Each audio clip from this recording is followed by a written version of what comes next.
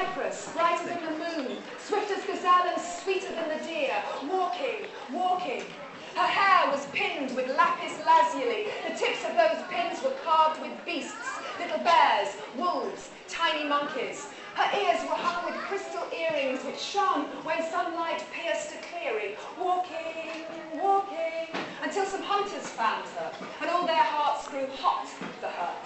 I saw her first, so she's mine, said the one. She crossed my path, so she's mine, said the other. She's mine, she's mine, she's mine, she's mine, she's mine. They quarrelled so fiercely she nearly lost her head.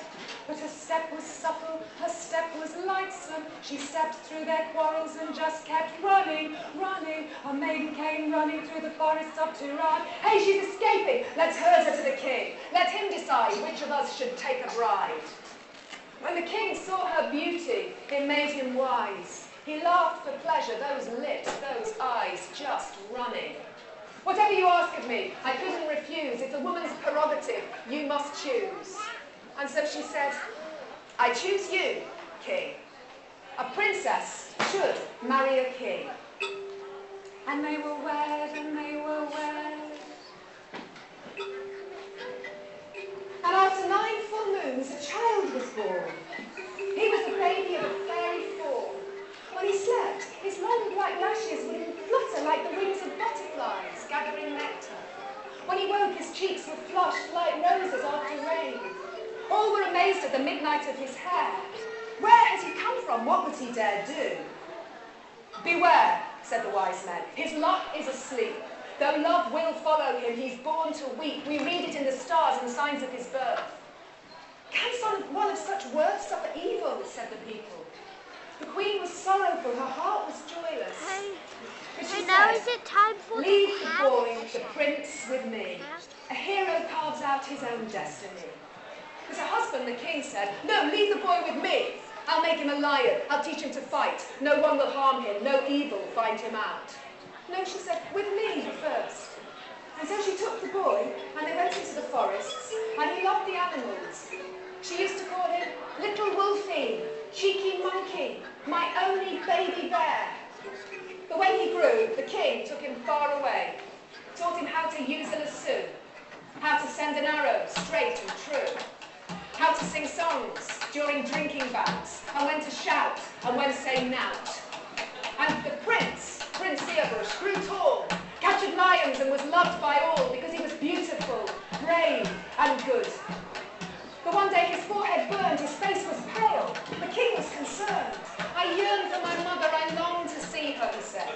Of course, said the king, it's time, let's go and show your mother what a hero can become. She must be sick with desire to see you. She was sick with desire. Every day on the steps of the palace she waited, eyes intent, concentrated, watching for her son.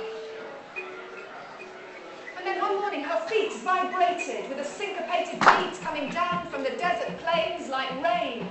High-stepping horses stormed the skyline, their manes dripping saffron, musk and wine. The prince, my son has come. Drums called crowds to the pleasure garden, and there, surrounded by music and fountains. For 8 days the king unlocked his treasure. Saddles, bridles, coats of mail for war, rings and treasure boxes, more followed more. He gave all but his throne to the prince. But the next day the sun rose in sorrow to see. In her bed, beside an open window, still smiling, the prince's mother lay dead. He howled, poured ashes on his head, his heart completely broke, and if anybody spoke of his mother, he couldn't move for sadness. And so a young man went walking through the forests of Turan, through the forests of Persia, walking, walking, tall as a cypress, brighter than the moon.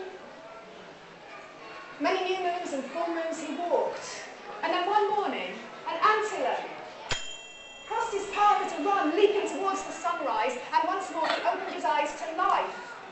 In grieving this much, I hold my mother's spirit back. I must let fall this heavy sack of sadness and let her go. Mother, swift as a gazelle, sweeter than the deer, can you hear? I let you go, fly. And a white bird winged past him and took to the sky. The prince returned home. His father had got married married to an artful sorceress, Queen Suda.